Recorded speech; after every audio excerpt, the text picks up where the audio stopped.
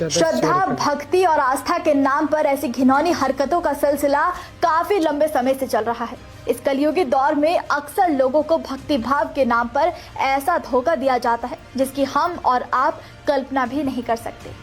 ये मामला सुनकर आप और भी ज्यादा हैरान हो जाएंगे। नमस्कार, हमारे खास शो ये हिंदुस्तान है संविधान से चलेगा में आपका स्वागत है और मैं हूं आपके साथ महक सादाई।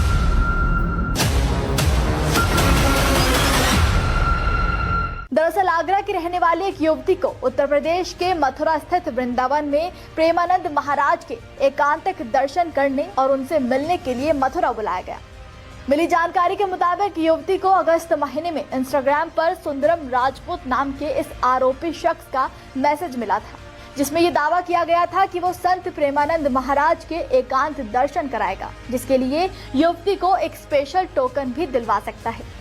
युवक के मैसेज के बाद युवती को यकीन होने लगा और उसने इस लड़के से महाराज से मिलवाने की गुजारिश करनी शुरू कर दी। लड़की की भक्ति भावना और महाराज के दर्शन के लालच में लड़की कुछ सोच समझ न सकी और इसी बात का फायदा उठाते हुए युवक ने युवती को आगरा से वृंदावन बुलवा लिया। जिसके बाद बातचीत में युवती ने सारे राज खोल दिए। उसने बताया कि सुंदरम ने मैसेज किया कि टोकन के हिसाब से सुबह 4:30 बजे का समय है। इसके बाद मैं अपने भाई के साथ कार से प्रेम मंदिर तक आ गई। वहाँ सुंदरम मुझे बुलेट बाइक पर मिला। उसने मुझसे कहा कि आगे गाड़ी नहीं जा पाएगी। इसके बाद मैं सुंदरम के साथ बाइक पर होटल राधा कृष्ण धाम पहुँच गई।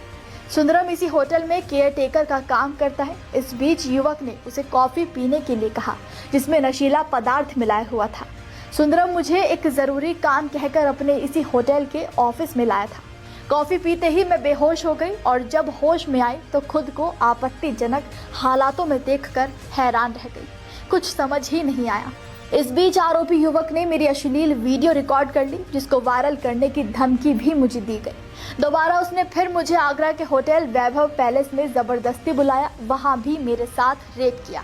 इसके बाद 2 बार उसने दबाव बनाकर फिर से मेरा रेप किया। मुझसे कहा कि जैसा कहूँ वैसा कर, नहीं तो फोटो वीडियो वायरल कर दूंगा। युवती की शिकायत पर वृंदावन पुलिस ने 9 अक्टूबर को मुकदमा दर्ज कर लिया और युवक को गिरफ्तार भी कर लिया है। और इन अपराधों के लिए क्या कहता है हमारे देश का कानून, चलिए पहले वो जान लेते हैं। बीएनएस की धारा 63 बलात्कार को परिभाषित करती है। किसी महिला की सहमति के बिना उसके साथ यौन संबंध बनाना बलात्कार माना जाता है। बीएनएस की धारा 64 बलात्कार के अपराध के लिए दंड का प्रावधान करती है। बलात्कार करने वाले व्यक्ति को कम से कम 10 साल की कठोर कारावास की सजा, जो कि आजीवन कारावास तक बढ़ाई जा सकती है, और साथ ही जुर्माने से दंडित भी किया जाएगा।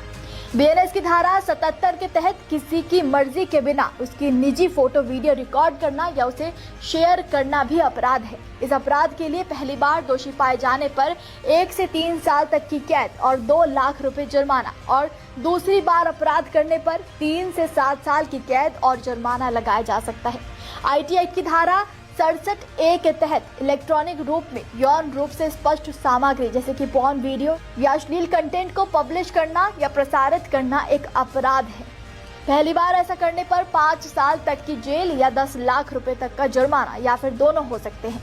तो वहीं दूसरी बार ये अपराध करने पर 7 साल की कैद और 10 लाख रुपए तक का जुर्माना या फिर दोनों हो सकते हैं।